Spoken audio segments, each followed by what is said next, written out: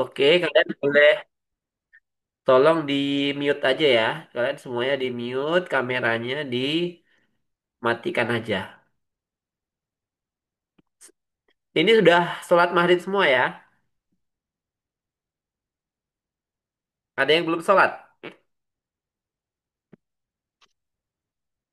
Aman ya? Kalau yang nanti mau sholat isya duluan, silahkan. Silahkan keluar aja, nggak apa-apa. Nanti gabung lagi.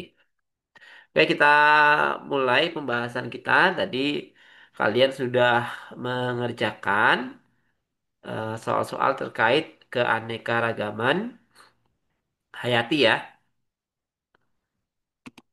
Keanekaragaman hayati. Jadi keanekaragaman hayati ini adalah materi biologi di kelas 10 di awal. Nah, jadi ada dua topik ya yang penting yang kalau Bapak perhatikan itu banyak sekali keluar di TKA. Yang pertama itu terkait keanekaragaman hayati pada tingkat tertentu. Tuh. Jadi keanekaragaman hayati itu bisa dikelompokkan. Kita bagi dua gini ya, kita bagi dua. Yang pertama, keanekaragaman hayati itu bisa dikelompokkan, dikelompokkan, dikelompokkan menjadi beberapa. Mulai dari yang terendah, siapa yang tahu?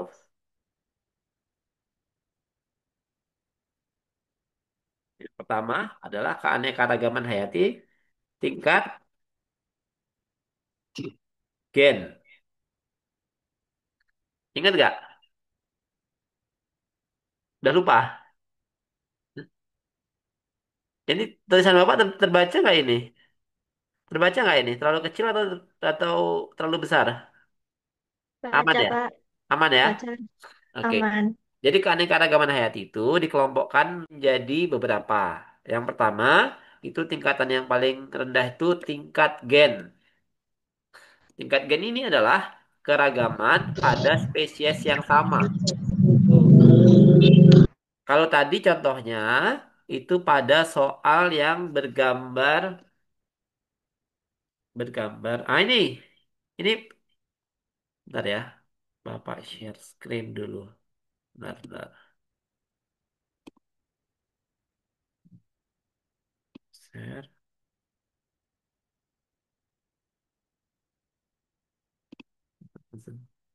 Tunggu.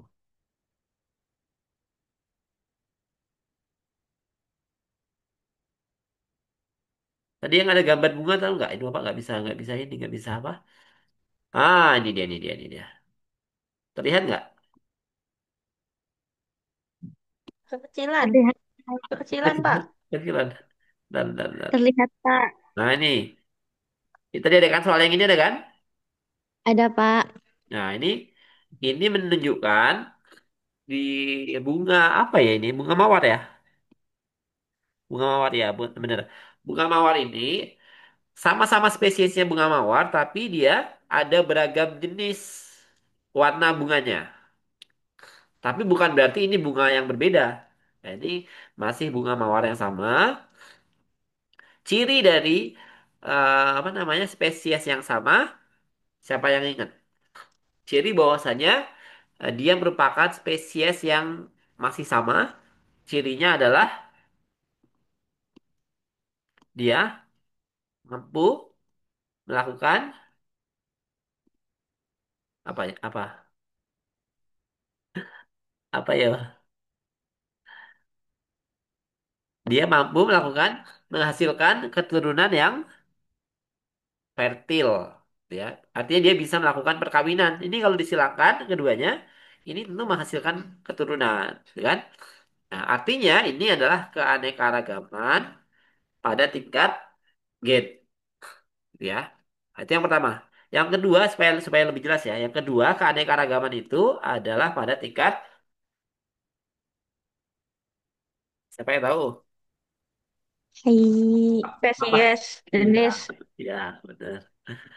Keanekaragaman yang kedua itu keanekaragaman tingkat spesies. Iya. Oke, betul betul. Betul. Keanekaragaman ke spesies ini maksudnya adalah keanekaragaman pada spesies yang berbeda gitu. Ini artinya ini lebih jelas ya antara bunga mawar dengan bunga bougainville misalkan. Antara kucing dengan ayam kan jelas berbeda ya. Tadi contohnya ada nggak ya tadi ya? Soalnya tadi ada nggak ya? Ada sih kayaknya tadi. Ah ini.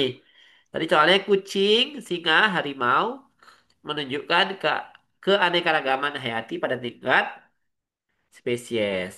Nah, ini hampir semuanya menjawab benar. Tapi ada yang belum menjawab. Ada juga yang salah masih. Nah, itu jangan sampai salah tuh ya. Jadi keanekaragaman tingkat spesies itu kalau disajikan soalnya misalkan tadi soalnya nih.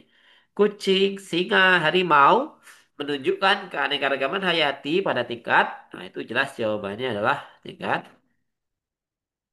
spesies. Kemudian ada lagi keanekaragaman hayati pada tingkat yang lebih tinggi lagi. Betul. Betul sekali. Ekosistem. Ya, betul Esti ya. Jadi tingkat ekosistem ya. Ya,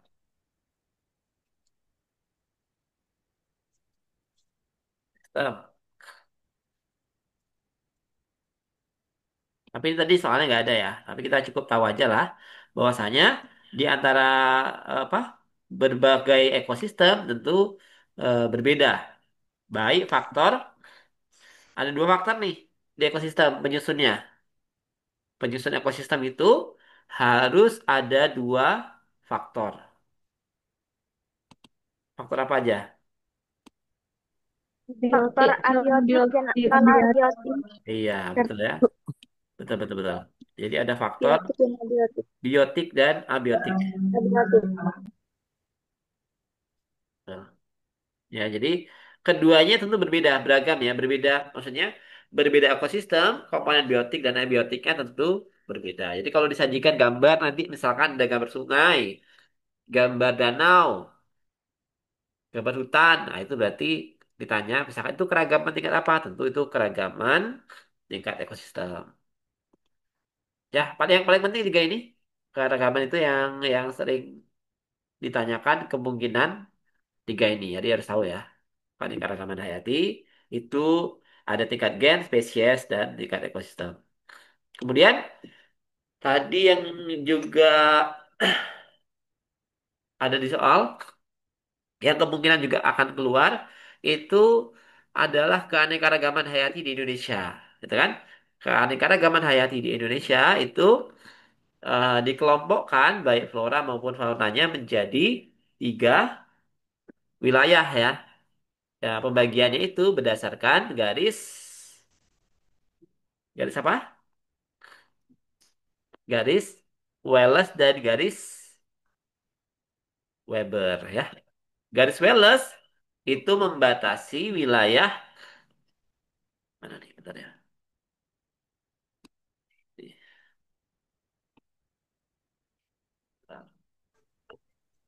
Indonesia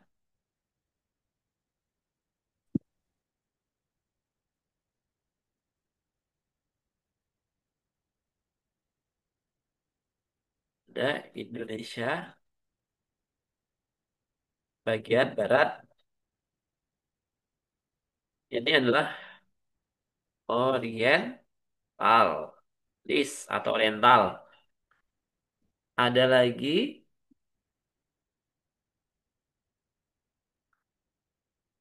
Indonesia bagian tengah. Disebut apa kalau Indonesia bagian tengah? Daerahnya peralihan dan yang terakhir Indonesia bagian timur disebut dengan Australis. Nah, ini ya. Ini kan?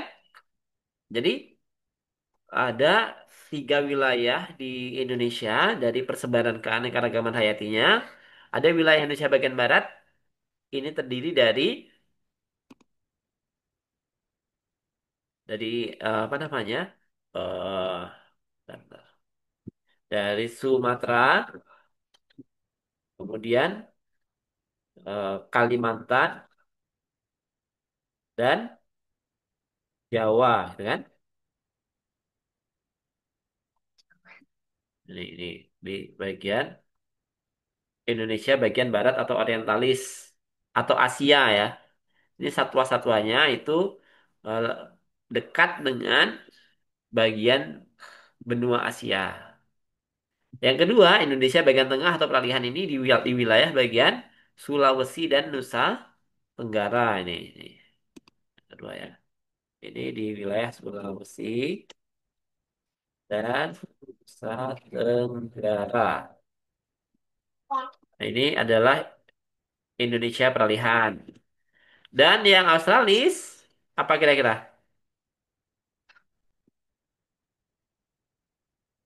Apa kira-kira yang Australis? Papua dan Maluku. Ini ya, ini. Nah, ketiganya ini dibatasi oleh 2 garis. Dibatasi oleh 2 garis. Antara Indonesia bagian barat dengan Indonesia bagian tengah itu dibatasi oleh garis Wallace. Ini ya. Ini garis yang pertama namanya garis Wallace. Wallace, ya, Wallace. Nah, dari Indonesia bagian tengah dan Indonesia bagian timur itu dibatasi oleh garis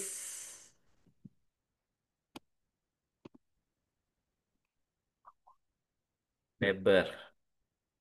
Ya,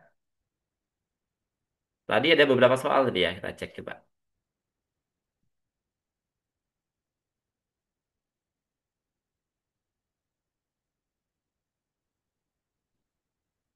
Ya, oke, kita beralih ke soal ya. Kita tinggalkan ini. Ini udah kalian salin ya. Kalian tulis tolong ini ya. Kalian foto, screenshot, karena kita akan beralih ke soal ini. Akan layarnya akan berpindah ke soal. Tapi kalau keanekaragaman hayati, poinnya ini yang paling penting. Nggak banyak. Dan ini termasuk yang harusnya mudah ini ya. Mudah diingat. Kita masuk ke ini ya. Nah,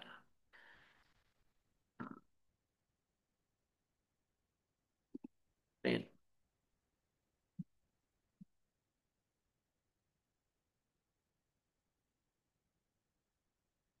Oke. Sip. Terlihat ini Bapak? Soal-soalnya terlihat nggak ini? Terlihat, Pak. Oke, terlihat. Kita bahas ya. Kita bahas. Ini ya, ini yang pertama terkait dengan keanekaragaman hayati pada tingkat spesies tadi sudah kita bahas. Ini tingkat kita bahas tadi juga. Ini ini mulai ke ini ya, ke keanekaragaman hayati pada Indonesia. Ini pertanyaannya, ciri-ciri flora Indonesia bagian barat ditunjukkan oleh nomor. Ya ingat ya, kalau misalkan soalnya panjang seperti ini, yang perlu kita baca sebetulnya adalah perintahnya dulu ya, yang di bawah ini. Ini perintahnya adalah ciri-ciri dari flora Indonesia bagian barat. Bagian barat artinya dia orientalis ya. Orientalis ditunjukkan oleh nomor. Nah, jawabannya adalah 1, 2, dan 5. Ini yang berhasil menjawab benar 10 orang ya. Ini yang pertama, tumbuhan hutan memiliki ketinggian rata-rata 60 meter. Artinya ini kan tanaman yang tinggi ya. Kemudian tumbuhan memiliki apa namanya kayu yang teksturnya sangat keras. Ini kan ciri khas dari hutan hujan tropis kan seperti itu kan. Dan yang kelima, daerah pantai memiliki mangrove yang luas. Kalau kalian ingat, kalian perhatikan di daerah timur itu apa pantainya itu bukan pantai mangrove, pantainya pantai yang berpasir. Tuh. Kalau di Raja Ampat, di Maluku, itu makanya pantainya sangat indah kan. Nah, mereka nggak memiliki pantai mangrove. Sementara kalau di tempat kita,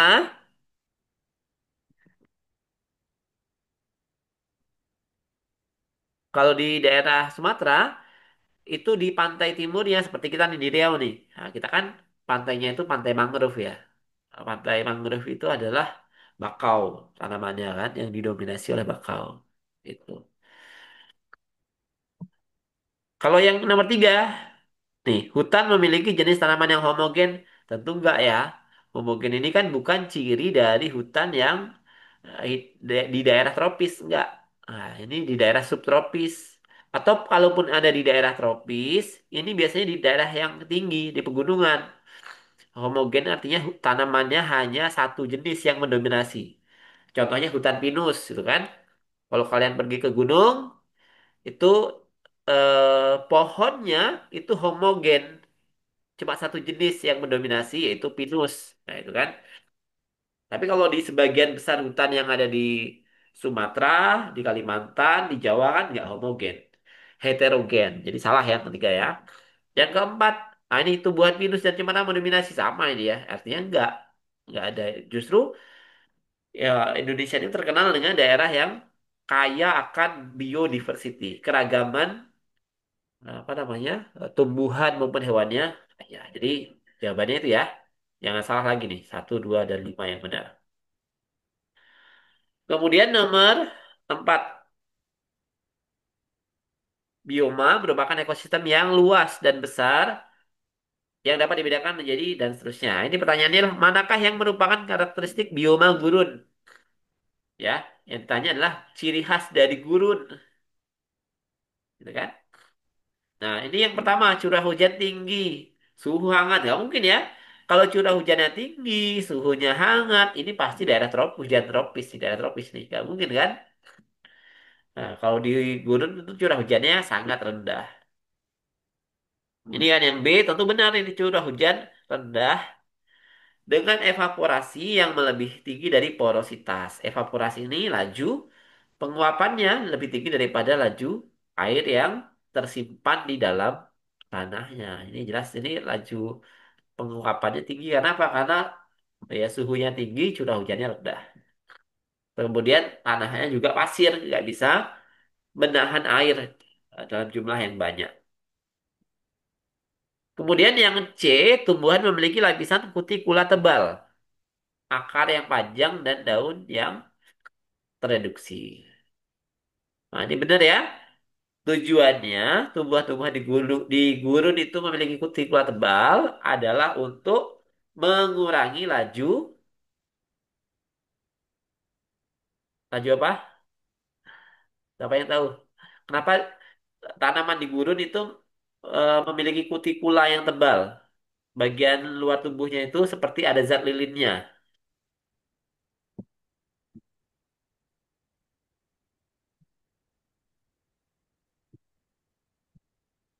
Nggak tahu? Karena untuk mengurangi laju trans transpirasi, ya. Supaya apa? Supaya dia tidak kehilangan air dari apa namanya dari tubuhnya, ya. Maka di bagian sekeliling tubuhnya itu, di bagian apa namanya, bagian permukaan dari tanaman yang di gurun itu ada kutikulanya. Kutikula itu zat lilin. Yang D, ini ada yang menjawab juga ini. Gak mungkin ya di gurun ada zebra, gajah, gak mungkin ada singa, gak mungkin. Sesat ini orangnya ini. Gak mungkin ya. Nah, nah, ini baru benar ini yang E. Terdapat hewan dengan adaptasi khusus seperti ular, kadal, dan semut. Nah, itu ini reptil ini termasuk salah satu hewan yang bisa beradaptasi di gurun, gitu ya. Dengan apa? Dengan cara dia mengeluarkan sedikit sekali urin. Bahkan hampir nggak ada. Nah, misalkan di rumah kalian ada cicak nggak? Ada cicak di rumah kalian? Kalian pernah pernah melihat cicak pipis nggak? Cicak pipis nggak pernah, Pak. Karena kan, Nggak pernah, Pak. kenapa? Karena dia kotoran yang keluar itu adalah gabungan dari sekresi dari ginjal maupun sisa dari saluran pencernaannya. Kalau kita kan, kalau manusia, hewan itu biasanya kan terpisah ya. Kalau buang air apa namanya dari ginjalnya dikeluarkan dalam bentuk cairan, kemudian sisa pencernaannya terpisah. Kalau cicak dia bentuk adaptasinya supaya nggak kehilangan apa namanya nggak kehilangan air dalam jumlah yang banyak. Bahkan pengeluaran urinnya itu juga nggak ada airnya, hanya apa namanya zat-zat yang berbahayanya, amoniaknya, garam, mineral yang nggak dibutuhkannya itu dikeluarkan bersamaan dengan kotorannya. Maka kotoran cicak itu aromanya sedap sekali ya. Kalau nggak percaya silahkan coba nanti ya. Aromanya mantap. Lanjut ya. Ini yang kelima, hewan-hewan Indonesia yang terkait dengan wilayah Oriental dan Australia adalah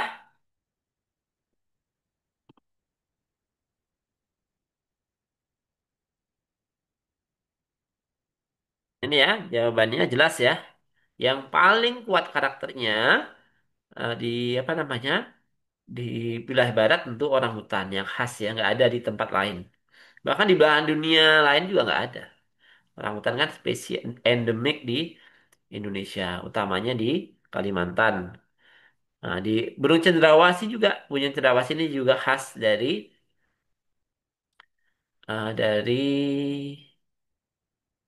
Papua ya. Oke, ini hampir semuanya sudah benar. Ini juga ya. Nah, ini hewan-hewan berikut ada di daerah Oriental. Oriental artinya Asia ya. Di Asia, di Sumatera, Jawa dan Kalimantan. Nah, tentu yang tidak ada adalah jerapah. Gitu. Jerapah ini adanya di Afrika. Oke, lanjut. Yang ketujuh, bioma yang terdapat di wilayah Indonesia ditunjukkan oleh nomor. Ini juga hampir semuanya benar ya, jelas ya. Adanya yang ada adalah padang rumput dan hutan hujan tropis ya. Hutan gugur ini di daerah yang beriklim subtropis, termasuk tundra dan savana. Kalau padang rumput di Indonesia ini kebanyakan adanya itu di daerah Nusa Tenggara, misalnya di daerah yang curah hujannya cenderung rendah. Kalau di hujan-hujan tropis di Indonesia ini daerah-daerah yang curah hujannya tinggi. Oke, ini hampir semuanya udah benar. Nah, ini tadi nih ya, persebaran fauna di wilayah barat dan tengah dibatasi oleh garis Wallace. Udah benar semua nih. Udah hampir benar juga ya. Wallace, tapi masih ada yang menjawab salah. Gak apa-apa. Oke, ini lagi. Ini kan agak ragu ya. Flora fauna di Indonesia terbagi menjadi tiga zona yang dipisahkan oleh garis Wallace dan Weber. Dari gambar di atas, yang termasuk garis Weber, Wallace dan Weber adalah nggak bisa kita besarin ya, mana ya? Adalah gambar garis yang kedua ini ya, dua ini yang ini antara Kalimantan dan Sulawesi ini ya.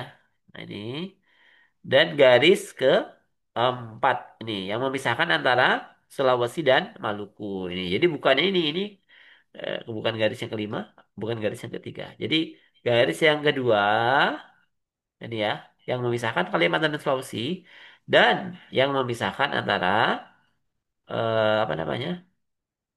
Sulawesi dan Maluku ya. Nah, dan oh ya, di Nusa ingat juga Nusa Tenggara itu masuk juga ke dalam eh, apa namanya flora fauna peralihan ya. Jadi kan ini yang tiga ini meragukan ya.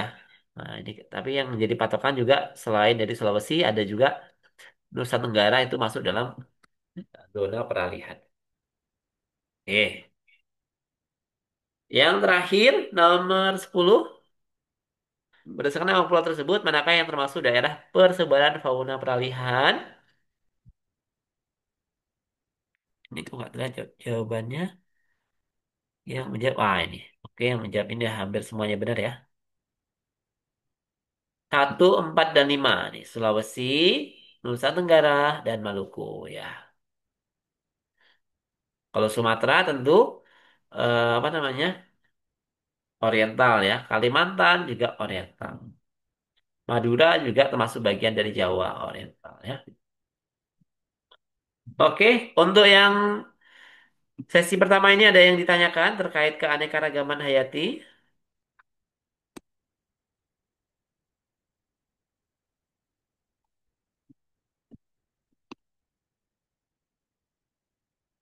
Aman ya? Aman, Pak. Nih yang penting untuk diingat ini nih. Ini nggak boleh lupa ya. Di keanekaragaman hayati, pengelompokan tingkat gen, spesies, dan tingkat ekosistem, dan juga pembagian keanekaragaman hayati di Indonesia yang dibatasi garis Wallace dan garis Weber ini tidak boleh lupa. Ini harus ingat, wajib ingat ini. Kalau ada soal yang serupa dan kemungkinan soalnya pasti ada. Ini soal dua jenis soal ini pasti ada. Nah, ini harus jawabannya harus benar. Masih sanggup? Satu kuis lagi.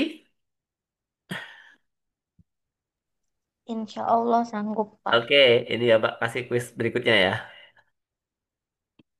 Nanti kita selesai jam 8 lah ya. Jam 8 lewat 15 nggak apa-apa lah. Oke.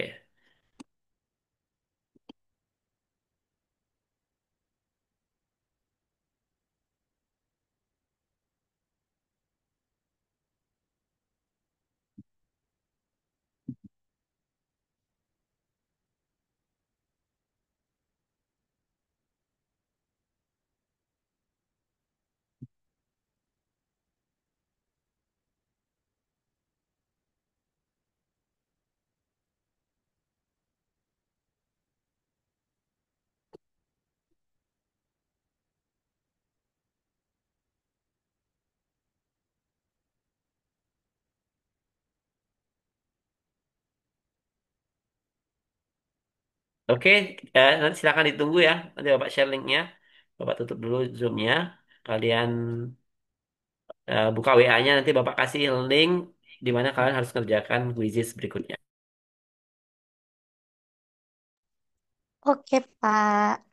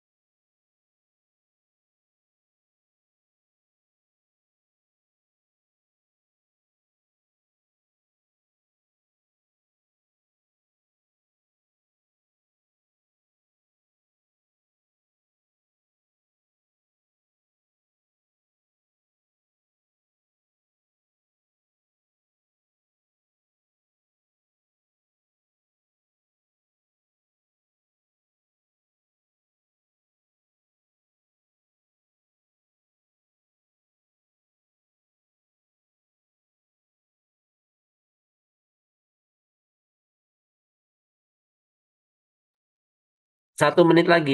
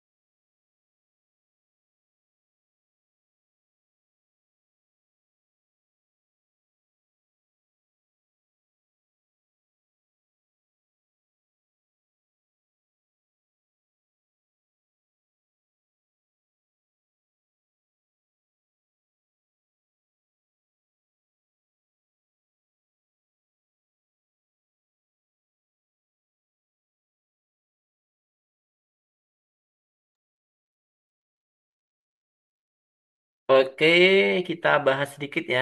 15 menit lagi. Kita akhiri pertemuan ini. Jadi, bentar ya.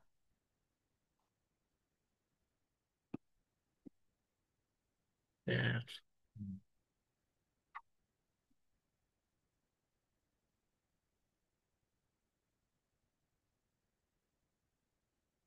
Oke ya, jadi ini kurang lebih pertanyaan-pertanyaannya.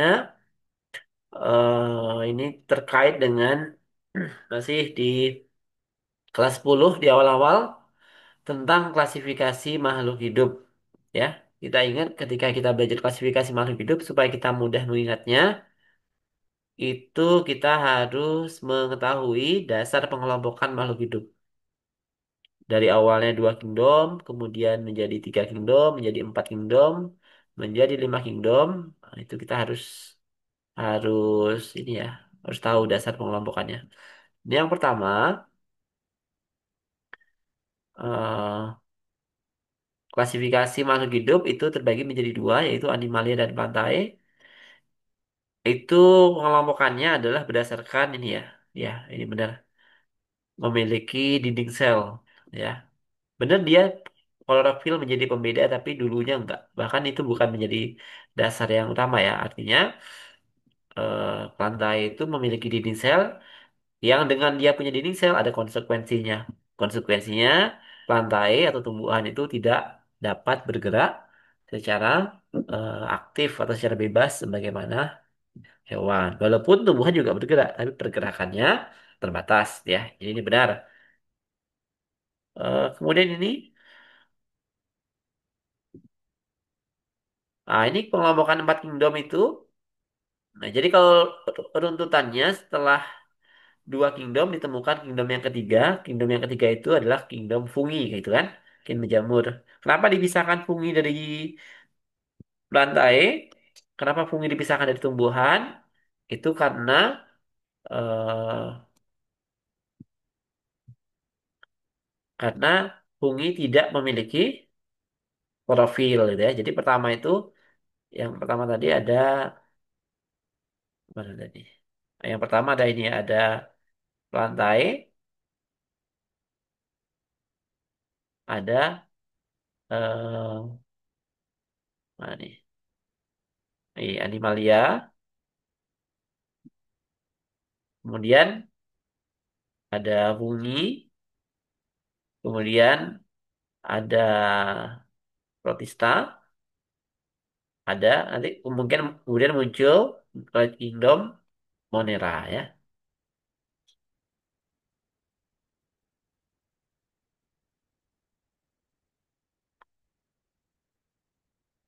Oh ini kayak Bapak salah kunci kayak ini. Bentar, bentar, bentar. Harusnya ini jawabannya animal limbah fungsi. Oh iya, salah nih. Salah nih. Ini salah, bapaknya salah. Oh ya, mohon maaf ya, nomor dua ini. Harusnya kunci jawabannya yang C ini harusnya nih. Ah, ini salah nih. Salah, salah, salah. Pertama, animalia dan pantai. Itu kan, dua kan. Kemudian berkembang menjadi fungi. Nah, fungi dipisahkan dari pantai. Kenapa? Karena fungi atau jamur itu tidak memiliki klorofil seperti tumbuhan. Nah, kemudian kenapa protista ini ada muncul? Ini kan ditemukan mikroskop, itu kan? Ditemukan mikroskop ternyata ada di air itu ada makhluk hidup yang nggak masuk kategori keseluruhannya nih. Dia memiliki ciri-ciri tumbuhan, dia memiliki juga ciri-ciri hewan. Jadi masuklah ke dalam protista. Ini salah ya, ini kunci yang benar ini. Ini salah ini, salah ini, salah. Salah kunci. Oke.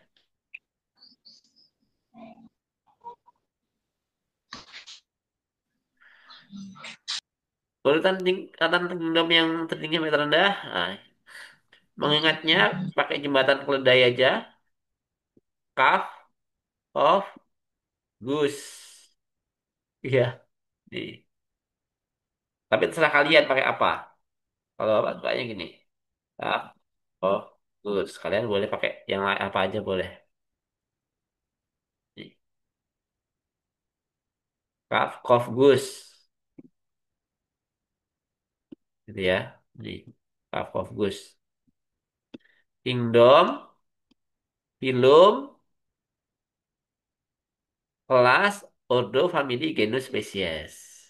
Kalian pakai yang lain boleh juga. Kalau kalian bisa menemukan jembatan keledai yang lain, silakan aja. Ya, Kak fokus. Kalau filum itu berarti dia pada hewan. Kalau divisio, ini divisi atau divisio itu berarti dia pada tumbuhan. Itu.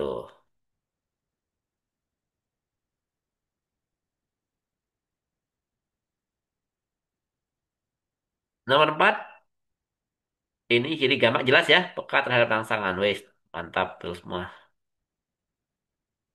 Ini tahu ya genus ya. Kalau ada binomial nomenklatur ini nama nama spesies ini yang terdiri dari dua huruf, berarti huruf yang pertamanya adalah genus, huruf keduanya adalah spesies, ya.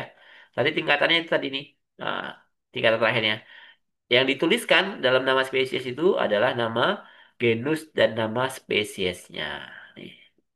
Jadi ini jelas kalau ada Solanum, Tuberosum, Solanum, Lycopersicum, berarti keduanya termasuk dalam genus yang sama. Oh, separuh yang salah. Oke. Kata indika menunjukkan, ini spesies ya. Ini genus, ini spesies. Ini nggak boleh salah ya. Ini genus, ini spesies. Ingat itu ya. Genus, spesies. Tumbuhan berbiji terbuka disebut juga gymnospermae. Masih ada yang salah. Dikotil artinya berkeping dua. Monokotil berkeping satu. Gymnospermae, gym. Orang yang di gym biasanya pakaiannya terbuka. Itu ingatnya. Di gymnospermae berarti berbiji terbuka. Nah, tumbuhannya contohnya tumbuhan pinus. Kalau yang di dekat kita contohnya melinjo, ya kan? Nah, minggu depan lah kita ini ya, minggu depan. Pertemuan berikutnya lah kita bahas ini ya.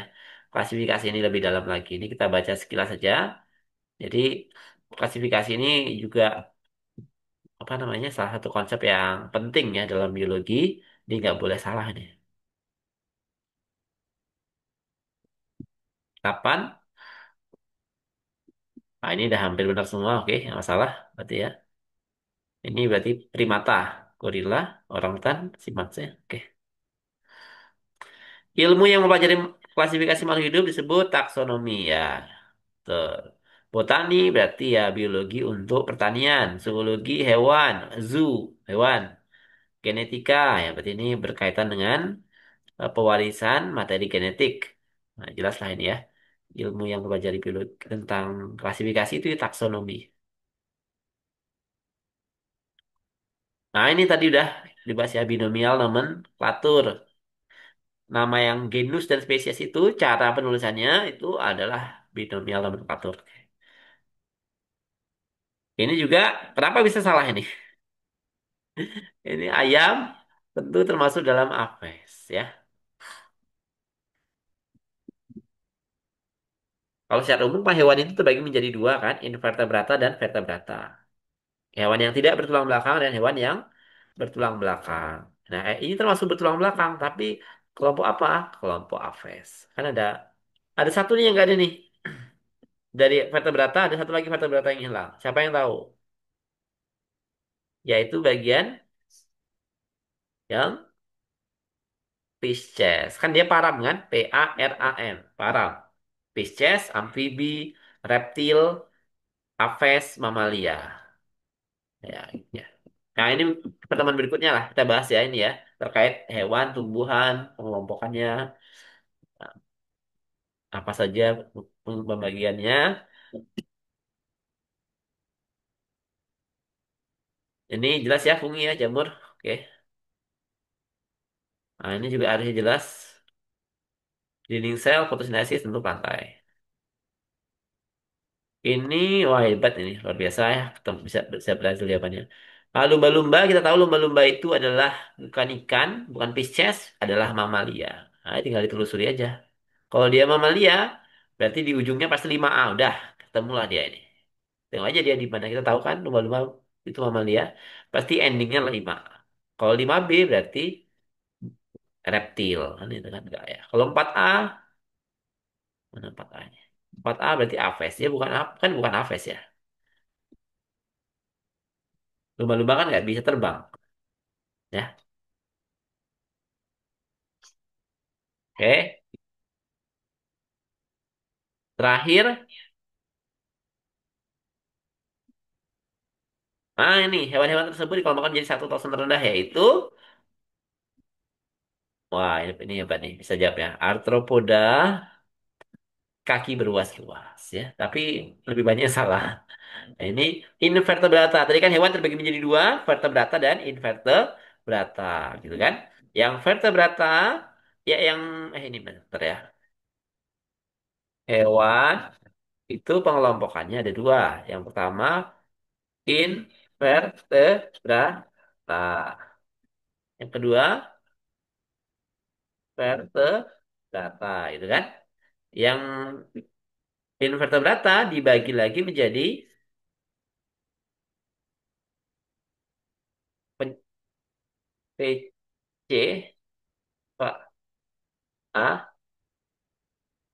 ini PCV, PCV AME. Kalau Bapak menyiatnya penjahat curi vario ayah memukulnya. P-nya apa? Porifera. C-nya apa? Coelen terata. P-nya apa? Vermes. A-nya apa? Ini dia arthropoda.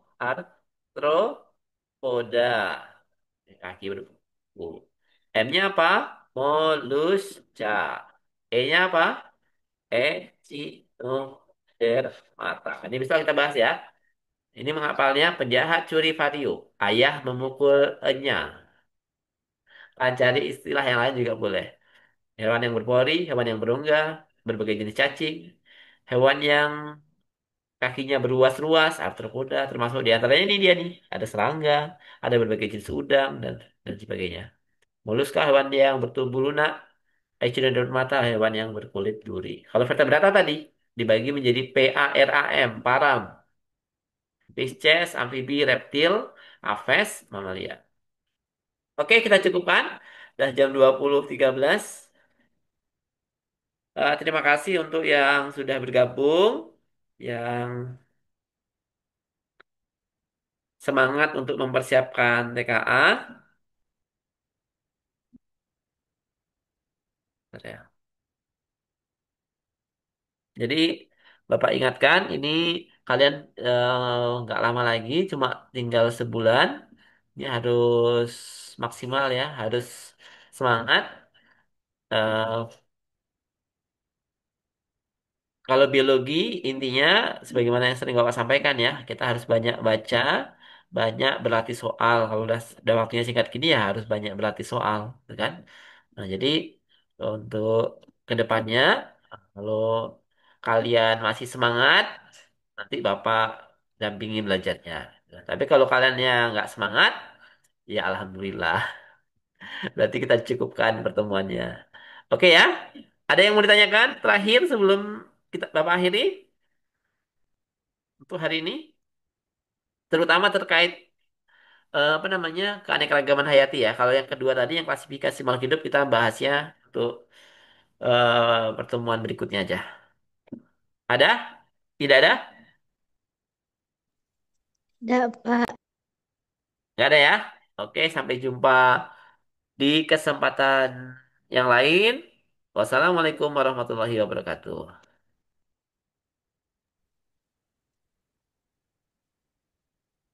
Waalaikumsalam warahmatullahi wabarakatuh.